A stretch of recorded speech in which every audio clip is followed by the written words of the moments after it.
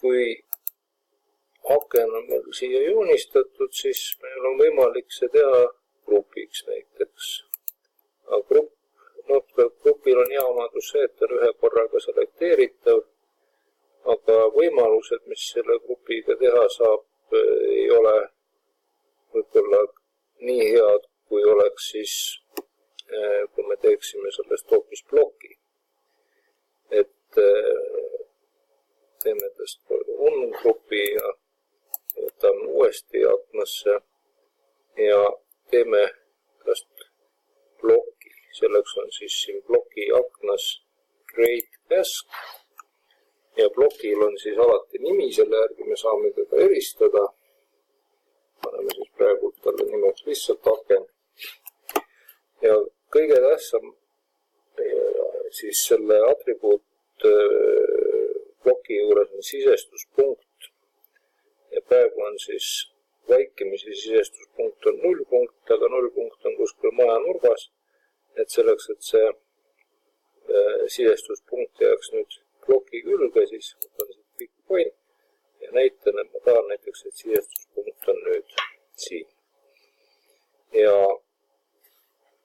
panen OK ja nüüd on see plokk ja lisandus seda siis siia inserti alla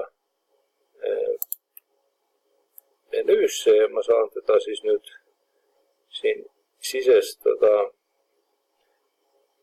näiteks 900, et saan siis sisestada korduvalt ja korduvalt. Nüüd blokile saab anda ka, ma läksin praegu blokk editori selleks, et siis tekitada sellele akna blokile mõned lisaomadused, seda nimetatakse dünaamiliseks blokiks, siis kui see on mingid omadused lisatud. Et lisan siia näiteks nüüd sellise võimaluse, et ma saan seda blokki lühendada ja pikendada, et bloki puhul stretch ei tööta, nii et peab siis natukene rohkem vaeva nägema. Lisama siis kõigepealt parameetri, ma oletan, et ma tahan mõlemas suunas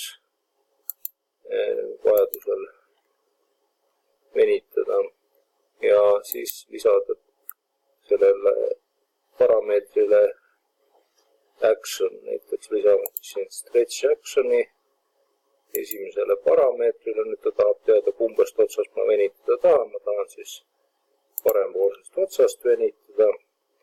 Nüüd ta tahab, et ma märgiksin seda venitamise akent, see on siis siin.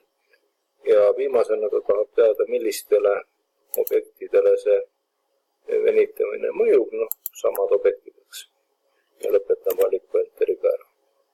Tuli siis siia märk juurde, et sellele parameetrile on lisatud stretch action.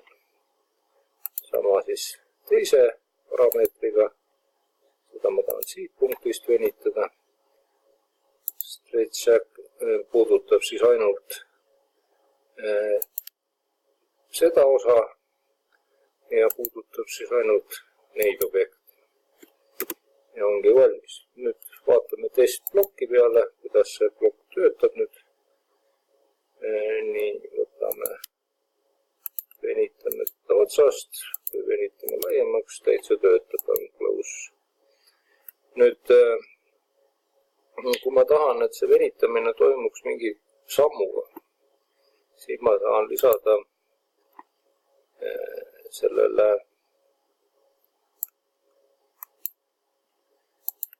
value seti siia, ehk siis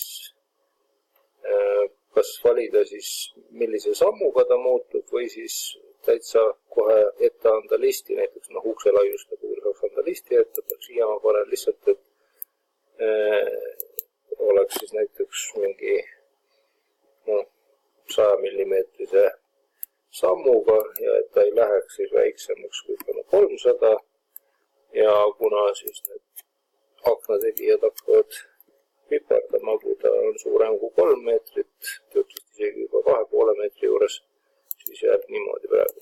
Näete, et siia lisandusid nüüd sellised 10 sentimeetri järel täpikesed, mis siis võimaldavad seda laiust muuta 10 sentimeetri kaupa.